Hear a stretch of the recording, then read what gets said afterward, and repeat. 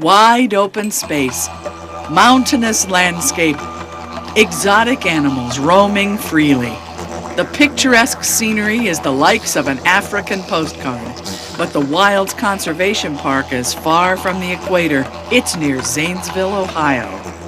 Well, the Wilds was originally conceived as a conservation and research facility, and along the way it was decided that, gee, we should invite the public in to see the conservation, the science, and the research that we're doing here, and not only use that as an opportunity to let people know what's going on at the Wilds, but help people become more literate about conservation issues around the world, and right here in their own backyards. Stretching over 10,000 acres, the Wilds is over 200 times the size of the average zoo. If you're expecting to see lions and tigers and bears, you might be disappointed. But if you want to come face to face with a southern white rhinoceros, Sichuan takin, or an American bison, the Wilds is the place to be. I think that if people have expectations about seeing certain animals here, it's because they've come here without really knowing exactly what this place is. And if they think that they're coming to a zoo, they're going to be both surprised and shocked and in some cases maybe disappointed. If they're expecting to see animals up close, they may see them more up close than they've ever seen them in their life, but they also may see a whole herd of animals off on a hill. So here it's much more of a wildlife viewing experience than it is seeing captive animals in a display or in an exhibit or in a zoo.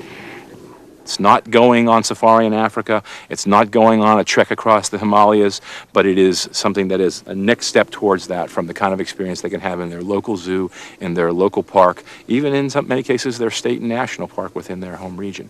We want to take it to the next step, and we want it to be a learning experience. The tours, gift shop, and cafe generate income, but the Wilds is not a zoo or a theme park. It is first and foremost a conservation center dedicated to research that will benefit these endangered species. The conservation work and the research work at the Wilds really falls into a couple of areas. First is restoration ecology. So we have a whole wide range of studies that are looking at everything from soil microorganisms all the way up to innovative control strategies for invasive plants.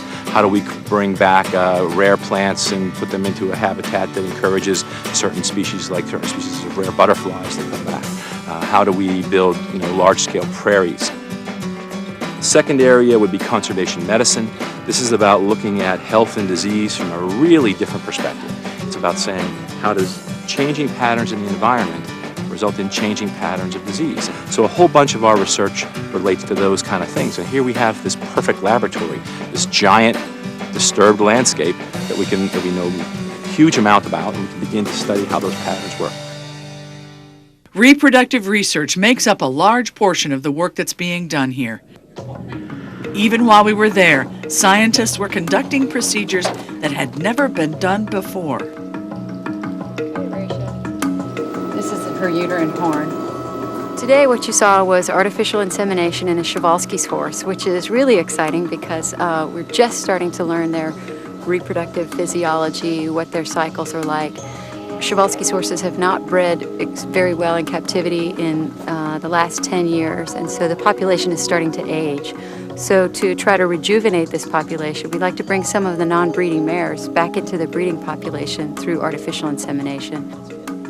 The Wilds is an ideal setting for this sort of work because we have so much space and such a natural environment for the animals, and because our emphasis is more on conservation, education, and research than it is on maintaining a place for show.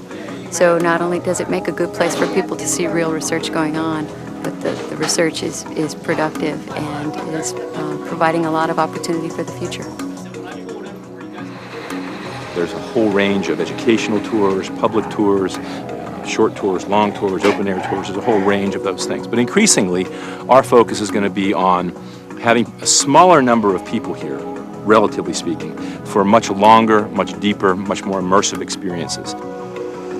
Educational programming at the Wilds is really uniquely positioned to become really exciting and amazing experience here.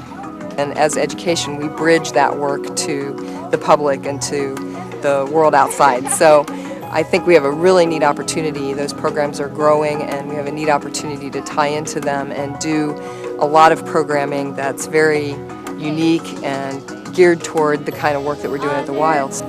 The work that is being done at the Wilds today will ensure a better future for the animals tomorrow. And the more these scientists learn, the more hopeful that future gets.